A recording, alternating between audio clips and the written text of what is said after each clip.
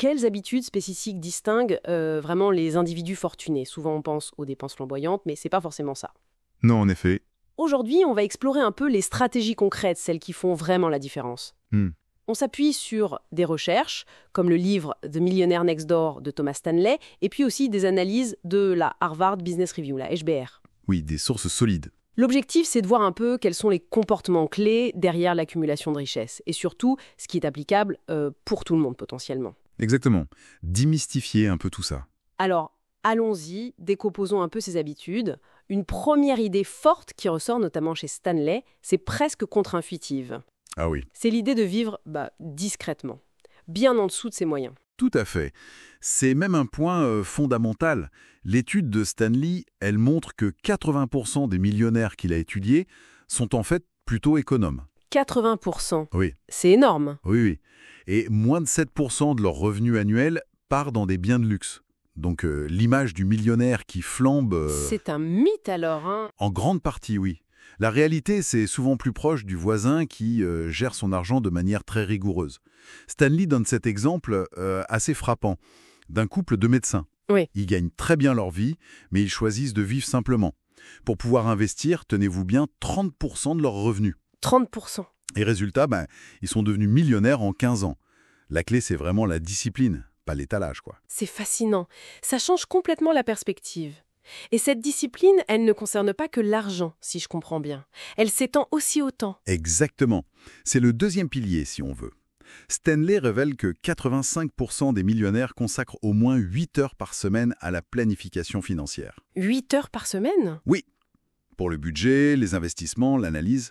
Et la Harvard Business Review confirme ça d'une autre manière. C'est-à-dire? HBR souligne l'efficacité des routines bien structurées, surtout les routines matinales, qui peuvent augmenter la productivité jusqu'à 20%. D'accord. Et le point crucial, selon HBR, c'est que les personnes performantes allouent consciemment environ un quart de leur temps à des tâches, disons, à haute valeur ajoutée. Comme la planification stratégique ou l'apprentissage peut-être. Voilà, exactement. Ce n'est pas juste gérer son temps passivement, c'est l'investir activement dans ce qui compte le plus pour leurs objectifs. 8 heures dédiées aux finances chaque semaine. Ça fait vraiment réfléchir sur nos propres emplois du temps.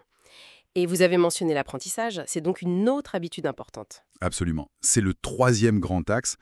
Les millionnaires étudiés par Stanley lisent significativement plus sur la finance personnelle. Ah oui, Environ 2 fois plus que la moyenne, apparemment. Et HBR ajoute qu'ils consacrent en moyenne 10 heures par mois à se former. 10 heures par mois, juste pour apprendre? Oui, que ce soit par la lecture, des formations ciblées, des séminaires, c'est vu comme un investissement constant en soi. Ils reconnaissent que la connaissance financière, c'est un levier puissant. D'accord.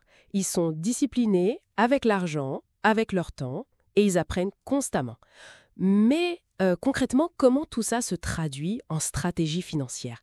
Quelles sont les actions pratiques mises en avant? Alors, plusieurs stratégies ressortent clairement des sources. Premièrement, l'épargne systématique.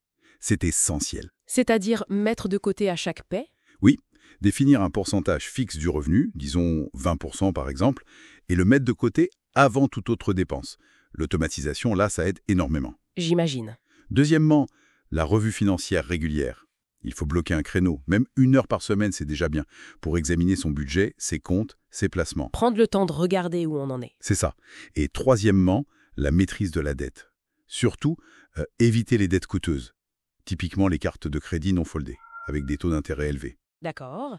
Épargne, revue, maîtrise de la dette. Et ça a un impact mesurable, tout ça, hein? Oui. Une étude de la Federal Reserve, par exemple, a montré que les ménages qui planifient voient leur épargne augmenter de manière significative, parfois jusqu'à plus 25% en 5 ans. Ah oui, quand même. C'est concret. C'est très concret.